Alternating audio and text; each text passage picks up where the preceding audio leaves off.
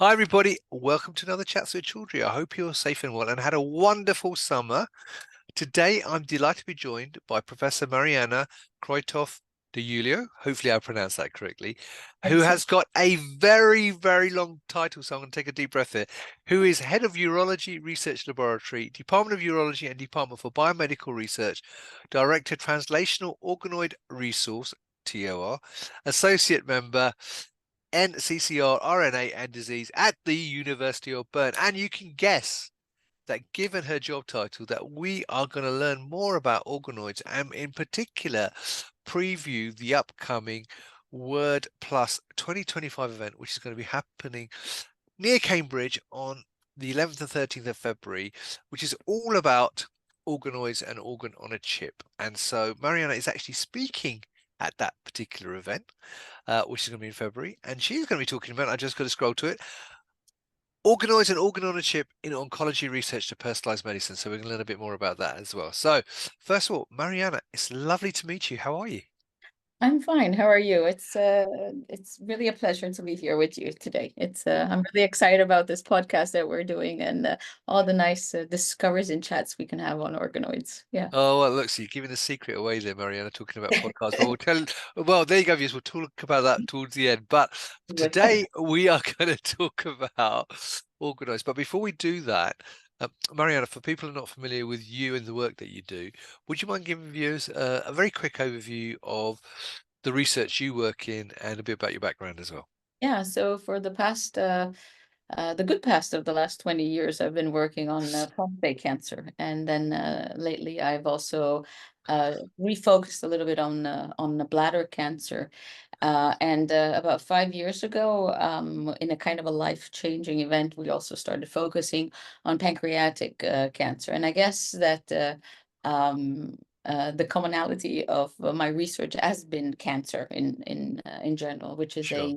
a devastating but biologically fascinating disease, if I may say so. So Right. yeah. And the research you've been doing, obviously, it's been on organoids. So when did you start focusing more on organoids in terms of the work that you were doing? So I think that the really booming of the concept of the organoids and how it can be applied in cancer research has started maybe 10 or 15 years ago, and we jumped on this wagon somewhere around 2011 or 2012. Oh, right, relatively early then. Yeah, so that's when we started looking at three-dimensional models for cancer. That's what really organoids are.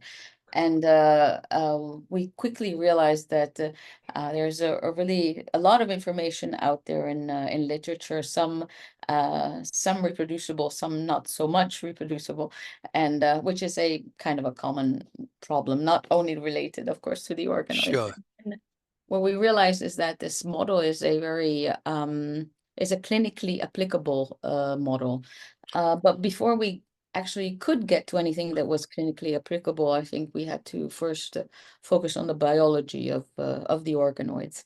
And I think that what is actually extremely fascinating about these organoids is that you can actually recapitulate the heterogeneity and the complexity of the cancer in a dish, starting from a pool of few cells.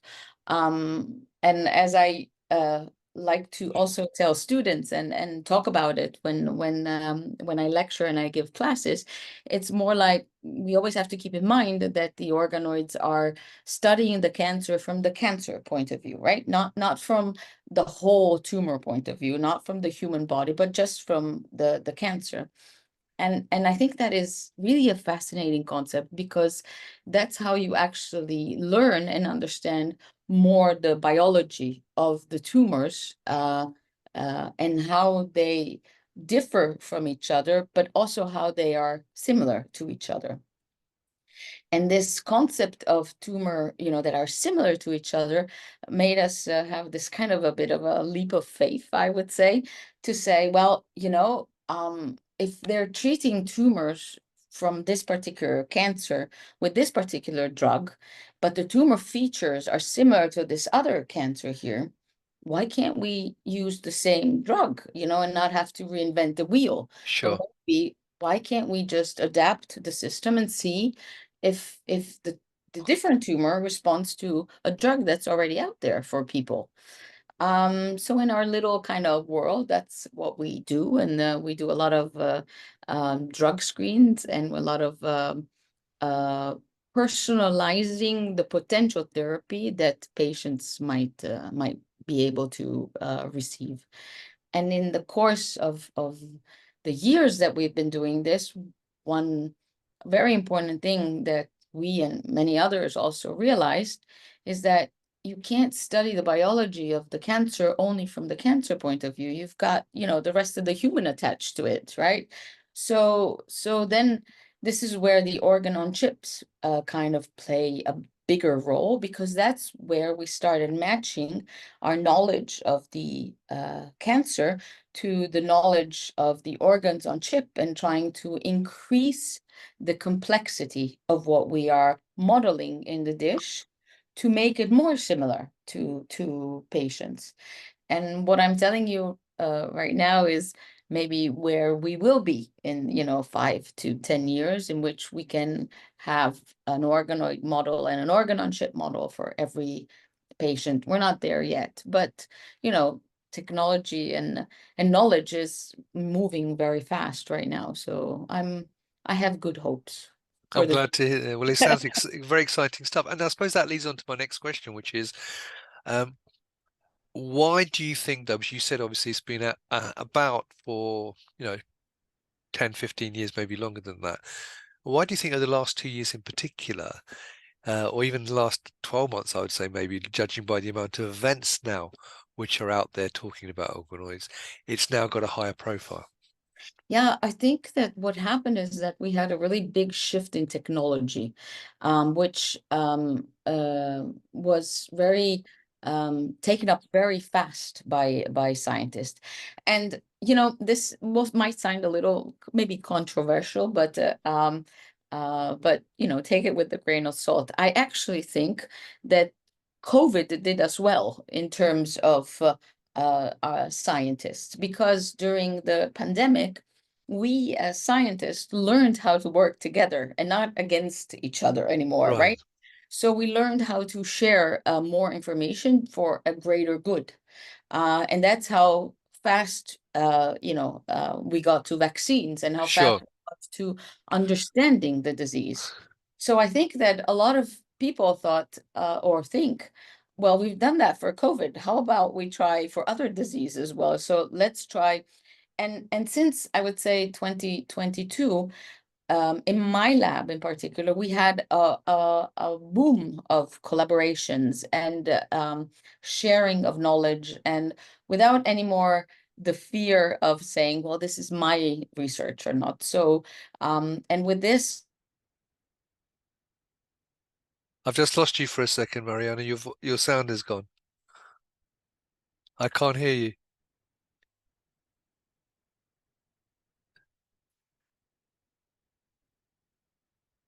And you were doing so well. Can you hear me?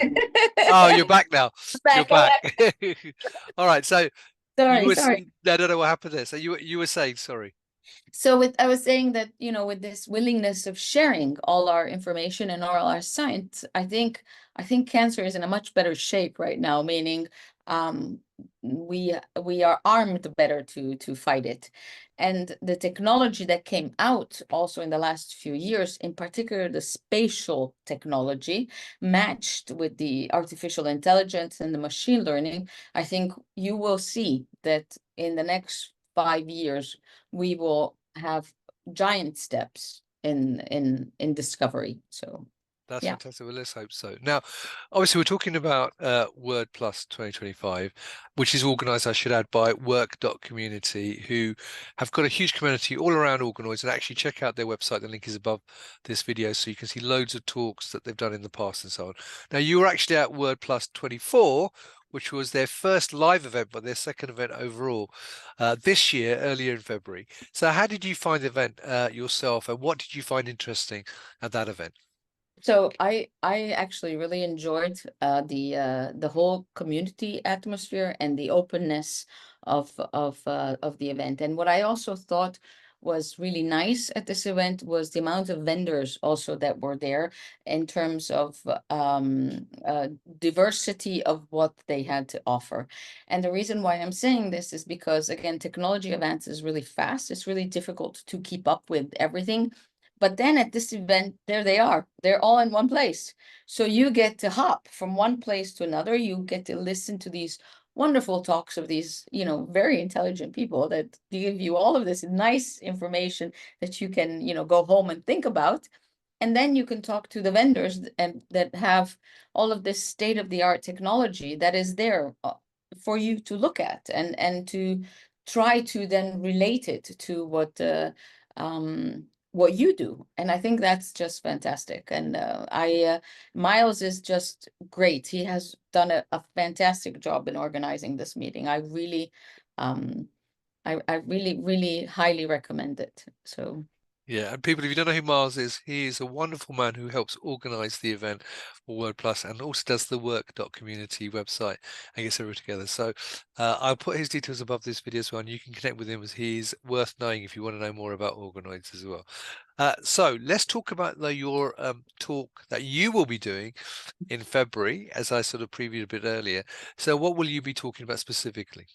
So it's very exciting. We're very excited about this because I think we made a very big step forward in transitioning from organoids to organs on chip.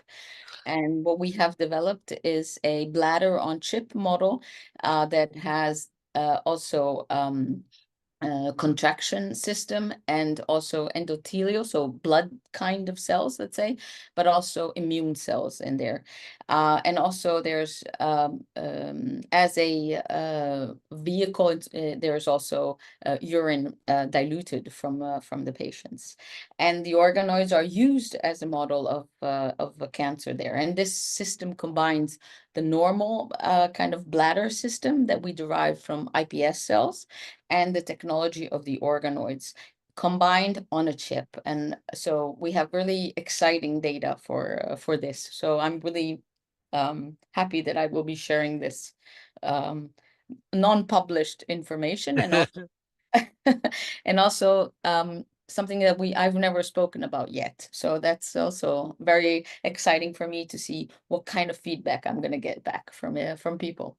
Fantastic. Well, look, viewers, the link again to this particular event will be above this video, so you can click on it to register and also learn more about Marianna's talk, but also the other talks and speakers they're going to have.